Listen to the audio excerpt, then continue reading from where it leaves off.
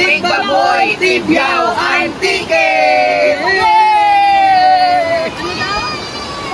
Guys, drawing pa rin ba ang outing nyo? Sa amin kasi, nakulayan na. Tara, samahan nyo kaming biyaheng Tigbaboy, Tibiao, Antike tayo. Anyway guys, galing nga po pala kami ng San Jose. Tapos nag-stop over lang kami dito sa Bugasong. At pagkatapos nga namin sa Bugasong, ay dumaan naman kami dito sa Lawaan, sa bahay ni na Carlo at Nonoy Vlogs. Shout out sa inyo mga idol. Ay grabe nga guys, nakatatlong pahinga kami. Dahil pagdating namin dito sa Tibiao ay nagpahinga ulit kami. Dahil hinintay pa namin si Jen Ricto or si Camding Queen kasama si Madam Tinte. Dahil bumili pa sila guys ng aming uulamin doon sa ilog. Baling itong way nga yung dadaanan namin ay papunta sa Calawag Mountain Resort. Akala ko nga guys madadaanan pa namin ang Calawag pero hindi na. Gusto ko rin sanang puntahan. Oy, baka naman may mag-sponsor dyan. Oy, charot lang po. At dito na nga kami guys sa ilog ng Barangay Tigbaboy, Tibiao, Antike. At akala ko nga guys ay tatawid pa kami dito kaya ito pakaway-kaway pa ako para lang makita sa vlog na dumaan kami dito sa hanging bridge na ito. Hindi na pala guys dahil dito mismo sa ilog na ito ay dito kami mag-a-outing. Nung pagdating nga namin dito sa tulay guys, sabi ko dito na lang kami sa baba ng ilog. Hindi nga ako nagkamali at dito nga pala talaga ang aming destinasyon pero okay lang guys, napakaganda naman ang ilog na ito. At nag-e-expect kasi ako guys ng mahaba-habang lakaran pa. At buti na lang guys, dito lang malapit at hindi na kami lumakad ng ilang kilometro bago pa marating ang magandang ilog na ito. Kaya masasabi ko na lang guys, swerte yung mga taong nakatira dito dahil malinis at malawak ang kanilang ilog. At bukod pa doon, malakas ang agos ng tubig dito na pwedeng paglabhan, paliguan,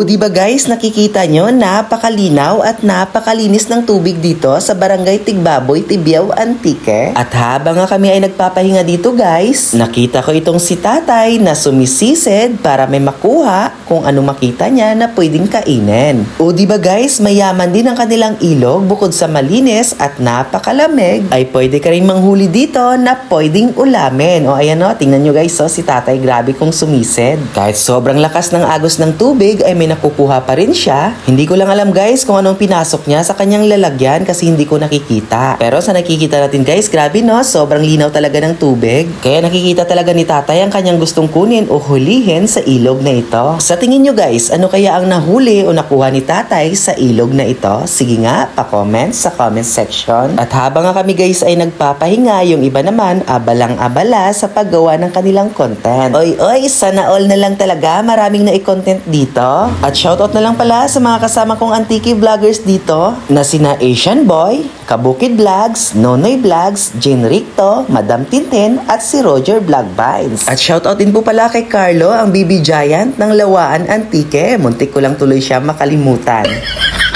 At habang abala nga sila guys sa pagko-content dito, ako naman pasukin natin or puntahan natin doon banda sa dulo. Dahil nakaka-amaze kasi guys pag masdan ang agos ng tubig na sobrang lakas at sobrang linaw. Sadyang nakakawala talaga ng stress kapag pumunta ka dito at tumambay sa tabing ilog. Ako kasi guys, mas gusto kong maligo sa ilog kumpara sa dagat. Kaya pag niyaya mo ako, pag nature trip tayo, dapat ilog ang pupuntahan natin ha. Dahil sobrang hilig ko talaga guys mag-explore or mag-adventure sa mga ilog. At pagkatapos nga nila guys mag-content at nagutom na, kumain na rin kami dito. Sadyang masarap talaga guys kumain sa tabing ilog, lalo na pag sabay-sabay kayong kumain. Bali yung kinain nga pala namin guys ay nagbaon lang kami ng kanin at eto nga bumili lang sila ng Chokes to Go. Chokes to Go, baka naman.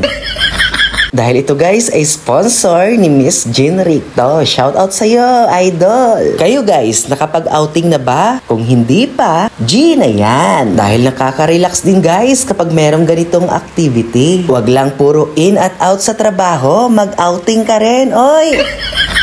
At pagkatapos nga namin kumain guys, ay nagpahinga lang kami ng ilang minuto at naligo na kami dito. Grabe guys, sobrang lamig dito. Kaya kung hindi ka pa nakapunta dito, puntahan mo na para masubukan mo naman kung gaano kalamig ang tubig ng Tibiao. Bukod sa malamig nga guys, nakikita natin grabe, sobrang linaw at sobrang linis ng tubig na umaagos dito. Kaya hindi ka talaga magsisisi kapag dito ka napunta sa kanilang ilog. At wala pang entrance fee dito guys, kaya libre lang. Pero dapat maging responsible tayo sa ating mga dalang basura. At eto nga lang guys, ang kaganapan, naligo lang kami hanggang sa gusto namin.